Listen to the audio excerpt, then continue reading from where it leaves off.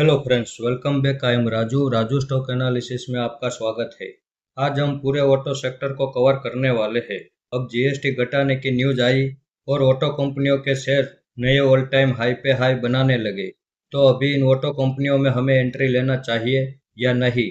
तो हमारा सिंपल सा फंडा है कि ऑल टाइम हाई पे जिसके वैल्यूएशन महंगे हो जाते हैं, हम वहां पे एंट्री नहीं लेते हैं, फिर चाहे उनके फंडामेंटल कितने भी अच्छे क्यों ना हो। अब आपके सामने मारुति सुजुकी इंडिया लिमिटेड का चार्ट है। आप देख लीजिए, ऑल टाइम हाई पे ट्रेड कर रहा है।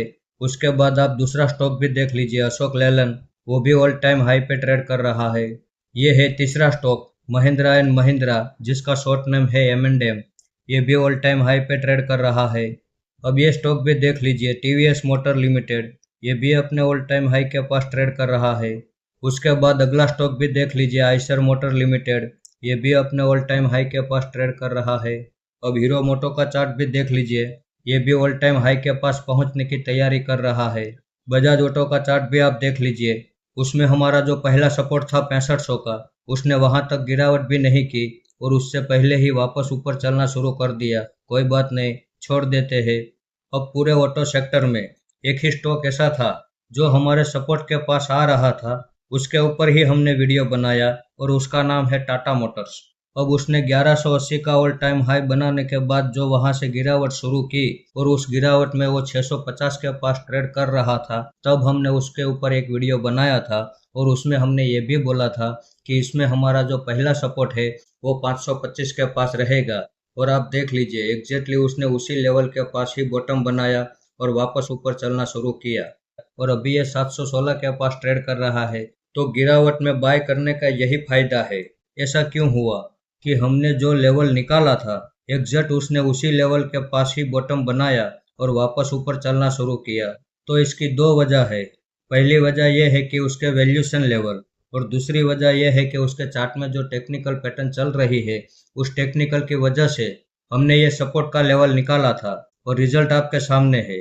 और इसीलिए मैं बार बार ये कहता रहता हूँ कि फंडामेंटल भी अच्छे होने चाहिए, वैल्यूएशन भी सस्ते होने चाहिए और चार्ट में टेक्निकल पैटर्न भी होनी चाहिए। अब आपके मन में ये सवाल आ रहा होगा कि ये ऑटो कंपनियां ऑल टाइम हाई पे हाई बना रही है, तो अब इसमें एंट्री लेना चाहिए या नहीं? तो हमारे हिसाब से हम तो इसमें एंट्री नहीं लेने वाले हैं, क्योंकि इन सब के वैल्यूएशन काफ़ी महंगे हो चुके हैं। तो अब हम क्या करेंगे? तो सीधी सी बात है, ये स्टॉक मार्केट है, समंदर है, बहुत बड़ा खजाना है। ये कंपनी नहीं तो दूसरी कंपनी ढूंढ लेंगे, ये सेक्टर नहीं तो कोई दूसरा सेक्टर ढूंढ लेंगे। और इसी ऑटो सेक्टर के साथ बहुत सारे सेक्टर जुड़े हुए हैं।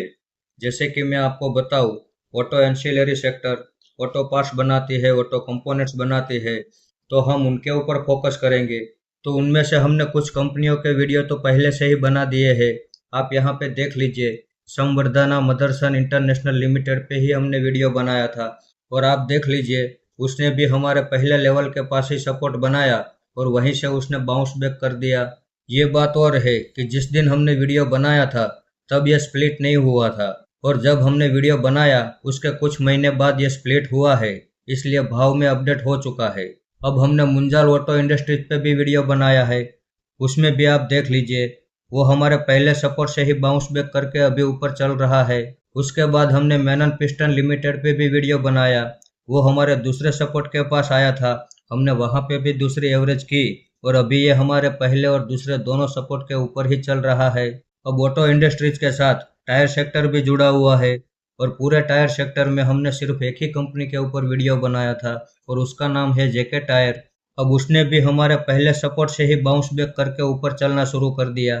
तो आपने देखा कि हमारे ज़्यादातर स्टॉक हम जिस लेवल पे एंट्री करते हैं, एग्जैक्टली उसी लेवल के पास बॉटम बना के वापस ऊपर नई तेजी की रैली चालू कर देते हैं। तो ऐसा क्यों होता है? इसमें हमारा कोई जादू नहीं है, लेकिन इसमें हमारी कड़ी मेहनत है, बड़ी डीप से एनालिसिस हम करते हैं और ये सपोर्ट लेवल निकालते हैं। तो अब इस ऑटो कंपनियों में जब तक गिरावट नहीं आ जाती और जब तक इसके वैल्यूएशन सस्ते नहीं हो जाते, तब तक हम इससे दूर रहने वाले हैं। तो इस ऑटो कंपनियों में ऑल टाइम हाई पे जिसको भी एंट्री लेना है, लेने दो।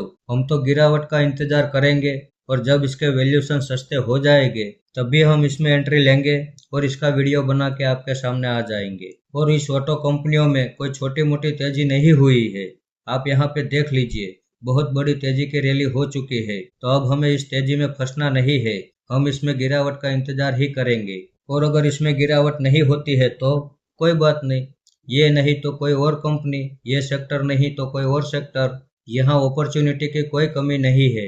हाँ, उसके लिए थोड़ी मेहनत तो करनी पड़ेगी, और थोड़ी क्या, हम तो बड़ी मेहनत करने के लिए भी तैयार है।